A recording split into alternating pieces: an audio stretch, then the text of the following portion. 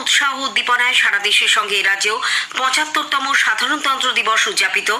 Red রোডে মূল অনুষ্ঠানে জাতীয় পতাকা উন্মোচন করেন রাজ্যপাল। তিনি রাজ্যবাসীকে ভারতকে আত্মনির্ভর রাষ্ট্রে পরিণত করার কাজে এগিয়ে আসার আহ্বান জানিয়েছেন। বিকেলে রাজভবনে এক চা চক্রে মুখ্যমন্ত্রী কেন্দ্রীয় প্রকল্পে রাজ্যের বকেয়া ১ সপ্তাহের মধ্যে মিটিয়ে না দেওয়া হলে বৃহত্তর আন্দোলনে সামিল হওয়ার কথা জানিয়েছেন। ভুয়ো জাতিগত শংসাপত্র দেখিয়ে মেডিকেল কলেজে ভর্তির অভিযোগ নিয়ে কলকাতা হাইকোর্টের ২ বিচারপতির সংঘাতের ব্যাপারে সুপ্রিম কোর্ট আগামীকাল স্বতঃপ্রণোদিত শুনানি গ্রহণ করবে। পশ্চিমী ঝঞ্ঝা কেটে গিয়ে উত্তরের হাওয়া পথে বাধা দূর হতেই রাজ্যে আবারও শীতের আমেজ। বাংলার মহিলা ফুটবল দল খেলো ইন্ডিয়া যুব গেমসে সেমিফাইনালে উঠেছে। আসছি বিস্তারিত খবরে। যথাযথ উৎসাহ উদ্দীপনায় সারা দেশে আজ ৭৫তম সাধারণতন্ত্র দিবস উদযাপিত হচ্ছে। এই উপলক্ষে মূল অনুষ্ঠানটি হয় নতুন দিল্লির কর্তব্য পথে। সেখানে জাতীয় পতাকা উন্মোচন ও কুচকাওয়াজে অভিবাদন গ্রহণ করেন রাষ্ট্রপতি দ্রৌপদী মুর্মু। এর আগে প্রধানমন্ত্রী নরেন্দ্র মোদী জাতীয় যুদ্ধ স্মারকে শহীদদের প্রতি শ্রদ্ধা নিবেদন করেন। এ রাজ্যে মূল অনুষ্ঠানটি হয় রেড রোডে। সেখানে জাতীয় পতাকা উন্মোচন ও কুচকাওয়াজের সূচনা করেন রাজ্যপাল সিভি আনন্দ বোস। আজকের এই কুচকাওয়াজের নেতৃত্ব দিচ্ছেন প্যারেড কমান্ডার ব্রিগেডিয়ার রাজকুমার সিং। অভিবাদন জানাবেন তিনি মাননীয় রাজ্যপাল ডক্টর সিভি আনন্দ বোসকে।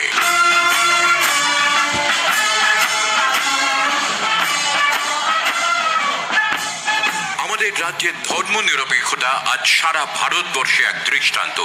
তাই ধর্ম যার যার, উৎসব সবার।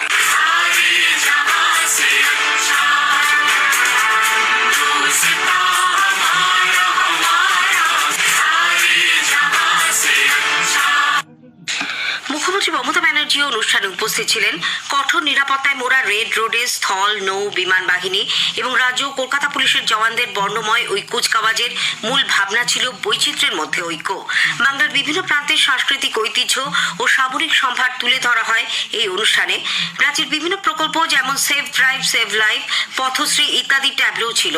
এ পর্যন্ত রাজ্যের জিআই তকমা পাওয়া ২৭টি পণ্যকেও এবছর রেড রোডের কুচকাওয়াজে তুলে ধরা হয়। বিকেলে রাজ্যপাল রাজভবনে এক চা চক্রে বিশিষ্ট অতিথিদের আপ্যায়িত করেন। আমাদের প্রতিনিধির একটি প্রতিবেদন। সকালে রেড রোডে বর্ণময় কুচকাওয়াজের পর বিকেলে রাজভবনের তারকা খচিত চা চক্র। একই দিনে দুবার মুখোমুখি হলেন মুখ্যমন্ত্রী মমতা ব্যানার্জি ও রাজ্যপাল সিভি আনন্দ বোস। বিভিন্ন বিষয়ে রাজভবন ও রাজ্য সরকারের মতবিরোধের প্রেক্ষিতে এই ঘটনা তাৎপর্যপূর্ণ। এদিন বিকেলে মুখ্যমন্ত্রী রাজভবনে পৌঁছালে তাকে স্বাগত জানান রাজ্যপাল। তাদের মধ্যে বেশ কিছুক্ষণ কথোপকথন চলে। রাজভবনের অনুষ্ঠানে উপস্থিত ছিলেন সমাজের বিভিন্ন ক্ষেত্রের বিশিষ্ট জনেরা। এদিন রাজভবনে সদ্য পদ্ম সম্মানপ্রাপ্ত উষা উত্থুপকেও দেখা যায়। মুখ্যমন্ত্রী ও রাজ্যপাল বিশিষ্ট অতিথিদের সঙ্গে শুভেচ্ছা বিনিময় করেন। এর আগে সকালে রেড রোডের কুচকাওয়াজের অনুষ্ঠানেও মুখোমুখি হয়েছিলেন রাজ্যপাল এবং মুখ্যমন্ত্রী। রেড রোডে রাজ্যপালকে স্বাগত জানান মুখ্যমন্ত্রী মমতা ব্যানার্জি। অভিরূপ ভট্টাচার্য, আকাশবাণী সংবাদ, কলকাতা। কলকাতা পুরসভায় জাতীয় পতাকা উন্মোচন করেন পুর নগরোন্নয়ন মন্ত্রী মেয়র ফিরহাদ হাকিম। এছাড়া কলকাতা মেট্রো রেল ভবন, গার্ডেন রিচে দক্ষিণ পূর্ব রেলের সদর দপ্তর, বেহালার জেমস লং সরণিতে পূর্ব রেল স্পোর্টস কমপ্লেক্স, কলকাতার আকাশবাণী ভবনেও যথোচিত মর্যাদায় দিনটি উদযাপন করা হয়। কলকাতায় বিজেপির সদর কার্যালয়ে জাতীয় পতাকা উন্মোচন করেন দলের রাজ্য সভাপতি সুকান্ত মজুমদার। এরপরে তিনি বেলঘরিয়ায় এক তিরঙ্গা যাত্রায় অংশ নেন। প্রদেশ কংগ্রেস দপ্তরে এক অনুষ্ঠানে কংগ্রেস নেতা শুভঙ্কর সরকার বলেন, সংবিধান অধিকার রক্ষার পথ দেখায়। সঠিক অধিকার নিয়ে বেঁচে থাকার জন্য এই সংবিধান রক্ষা অত্যন্ত জরুরি। রাজ্য বামফ্রন্টের পক্ষ থেকে হাজরা মোড়ে কেন্দ্রীয়ভাবে আয়োজিত এক কর্মসূচিতে অংশ নেন ফ্রন্টের চেয়ারম্যান বিমান বসু ও শরিক দলের নেতৃবৃন্দ। অনুষ্ঠান মঞ্চ থেকে সংবিধানের প্রস্তাবনা পাঠ করা হয়।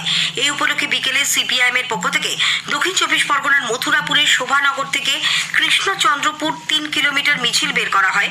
এর পুরো ভাগে ছিলেন সুজন চক্রবর্তী, কান্তি গাঙ্গুলি প্রমুখ। অন্যান্য জেলা থেকেও দিনটি পালনের খবর এসেছে। রাজ্যপাল ডক্টর সিভি আনন্দ বোস বলেছেন, দেশের গণতন্ত্র দাঁড়িয়ে আছে বৈচিত্র্যের মধ্যে ঐক্য ও আইনের শাসন সহ 7টি মূল স্তম্ভের ওপর। ৭৫তম সাধারণতন্ত্র দিবস উদযাপনে পশ্চিমবঙ্গবাসীর উদ্দেশ্যে ভাষণে বিশ্বের সর্ববৃহৎ গণতান্ত্রিক দেশ এই ভারতকে আত্মনির্ভর রাষ্ট্রে পরিণত করার কাজে তিনি তাদের এগিয়ে আসার আহ্বান জানান। রাজ্যপাল বলেন, প্রত্যেক ভারতবাসী মনে করে আমি পূর্বের নই, আমি পশ্চিমের নই, না উত্তরের, না দক্ষিণের, আমি গোটা ভারতের। আর সারা ভারত আমার ভারত বিশ্বগুরু, আমাদের মন্ত্র বসুধৈব কুটুম্বকম। 100 দিনের কাজ সহ কেন্দ্রীয় প্রকল্পে রাজ্যের বকেয়া আগামী এক সপ্তাহের মধ্যে মিটিয়ে না দেওয়া হলে বৃহত্তর আন্দোলন করা হবে বলে তৃণমূল কংগ্রেস নেত্রী মুখ্যমন্ত্রী মমতা ব্যানার্জি হুঁশিয়ারি দিয়েছেন। রাজভবনে আজ সাধারণতন্ত্র দিবসের সান্ধ্য চা চক্র অনুষ্ঠানের ফাঁকে সাংবাদিকদের প্রশ্নের উত্তরে তিনি কেন্দ্রীয় প্রকল্পের বকেয়া বরাদ্দ নিয়ে তীব্র উষ্মা প্রকাশ করেন। মুখ্যমন্ত্রী বলেন, 2টি পর্বে সচিব স্তরের কমিটি গঠন করে বৈঠক হলেও কাজের কাজ কিছু হয়নি। আগামী 1 ফেব্রুয়ারি পর্যন্ত অপেক্ষা করে তারপরেই আন্দোলনে নামা হবে। রেশন দুর্নীতিকাণ্ডে অভিযুক্ত শেখ শাহজাহান রাজ্য পুলিশের হেফাজতেই রয়েছে বলে বিরোধী দলনেতা শুভেন্দু অধিকারী অভিযোগ করেছেন। উত্তর 24 পরগনার হাসনাবাদে আজ বিজেপির বসিরহাট সাংগঠনিক জেলার পক্ষ থেকে তিরঙ্গ যাত্রার পর শ্রী অধিকারী বলেন, সরবেরিয়া থেকে ধামাখালির মধ্যেই রয়েছেন শাহজাহান। প্রশাসনের বিরুদ্ধে পক্ষপাতিত্বেরও অভিযোগ তোলেন তিনি। বড় বড় কথা না, শেখ শাহজাহানের ভাগ এখন কোথায়? ভাগ এখন মমতা পুলিশের সংরক্ষণে, যোগী থমাসের সংরক্ষণে। কোথায় আছে আপনিও জানেন, আমিও জানি। স্থানীয় সংবাদ শুনছেন আকাশবাণী কলকাতা কেন্দ্র থেকে। এখন বিজ্ঞাপন, পরে রয়েছে বাকি খবর। ধানের মূল জমিতে যে কোনো ধরনের আগাছাকে নির্মূল করতে এবং মজুরের খরচা সাশ্রয় করতে একর প্রতি 90 গ্রাম হারে ব্যবহার করুন বায়ারের কাউন্সিল অ্যাক্টিভ। ফিরে এলাম স্থানীয় সংবাদে। এবছর পদ্ম পুরস্কার প্রাপকদের মধ্যে পশ্চিমবঙ্গ থেকে আছেন মোট 11 জন। এদের মধ্যে 3 জন বিশিষ্ট অভিনেতা মিঠুন চক্রবর্তী ও প্রখ্যাত গায়িকা উষা উত্থুপ পাচ্ছেন পদ্মভূষণ। এছাড়াও বিশিষ্ট সমাজকর্মী সত্যব্রত মুখার্জি ওরফে জলুকে মরণোত্তর পদ্মভূষণ দেওয়া হচ্ছে। অন্যদিকে 8 জন পদ্মশ্রী প্রাপকের মধ্যে আছেন ভাদু সঙ্গীত শিল্পী রতন কাহার, মৃৎশিল্পী সনাতন রুদ্রপাল, ভাওয়াইয়া শিল্পী গীতা রায় বর্মন, কাঁথা স্টিচ শিল্পী তাকদিরা বেগম, ছৌ মুখশিল্পী নেপাল চন্দ্র সূত্রধর মরণোত্তর পদ্মশ্রী পুরস্কারের জন্য মনোনীত হয়েছেন। পুরুলিয়ার বন্ধা জমিতে 5000-এরও বেশি গাছ লাগিয়ে দুখু মাঝি ওরফে গাছ দাদু পদ্মশ্রী পুরস্কার পাচ্ছেন। এছাড়া নারায়ণ চক্রবর্তী ও একলব্য শর্মা বিজ্ঞান এবং ইঞ্জিনিয়ারিং ক্ষেত্রে বিশেষ অবদানের জন্য পদ্মশ্রী পাচ্ছেন। পদ্মভূষণ পাওয়ার খবরে অভিনেতা মিঠুন চক্রবর্তী বলেছেন, তিনি জীবনে কখনো নিজের জন্য কিছু চাননি। কোনো কিছু না চেয়ে পাওয়ার যে আনন্দ তা তিনি উপলব্ধি করছেন। এই সম্মান তিনি দেশ ও বিদেশের সব অনুরাগীদের উদ্দেশ্যে উৎসর্গ করেছেন। বিজেপির রাজ্য সভাপতি সুকান্ত মজুমদার মিঠুন চক্রবর্তী ও উষা উত্থুপকে পদ্মভূষণ সম্মানে নির্বাচিত হওয়ার জন্য অভিনন্দন জানিয়েছেন। এদিকে পুরুলিয়ার দুখু মাঝি আগামী দিনে গাছ লাগানোর ব্রত নিয়েই পথ চলতে চান। পদ্মশ্রী পুরস্কারের কথা জানতে পেরে বাগমুন্ডির সিন্দ্রি গ্রামের ষাটোর্ধ দুখু আমাদের সংবাদদাতাকে বললেন, গাছ যতদিন বাঁচিয়ে থাকবো আমি গাছ লাগাবো। গাছ লাগাটা আমার একটা নেশা। লোক বলে নাই গাছ না লাগালে আমার ভালো লাগে না। এই বাঘমুড়িতেও আমি এরপর গাছ ছোট ছোট আছে, আর এই যে এখানে আমি লাগা আছে আমার গাছ তৈরি করা ছোট ছোট পোয়া, সেগুলো আরো লাগাবো। বোলপুরের জাম্বুরি এলাকার মাদ্রাসা পল্লীর বাসিন্দা তাকদিরা বেগম ছোট থেকেই কাঁথা স্টিচের কাজ করে আসছেন। তার পদ্মশ্রী পুরস্কার পাওয়ার খবরে উচ্ছ্বসিত গোটা পরিবার। তাকদিরা জানালেন, ভালোই লাগছে, খুব সুন্দর, বাড়ির লোক সবাই খুশি। আমি শুধু পদ্মশ্রী পাইনি, আমি 1995 সালে ন্যাশনাল মেরিট, 96 সালে ন্যাশনাল স্টেট অ্যাওয়ার্ড প্রচুর পেয়েছি। টপ সার্টিফিকেট পেয়ে গেছি। আমার কাছে এখন 300-400 জন মেয়ে কাজ করে। ভুয়ো জাতিগত শংসাপত্র দেখিয়ে মেডিকেল কলেজে ভর্তির অভিযোগ নিয়ে কলকাতা হাইকোর্টের 2 বিচারপতি অভিজিৎ গঙ্গোপাধ্যায় এবং বিচারপতি সৌমেন সেনের সংঘাত শীর্ষ আদালত পর্যন্ত গড়ালো।